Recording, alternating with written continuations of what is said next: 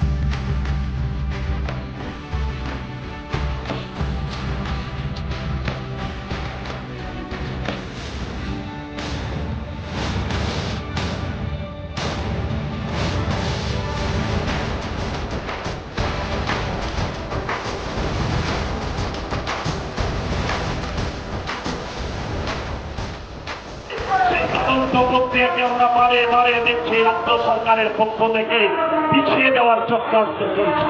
আগামীকাল ছিল 27 তারিখ শুনানি হওয়ার কথা ছিল।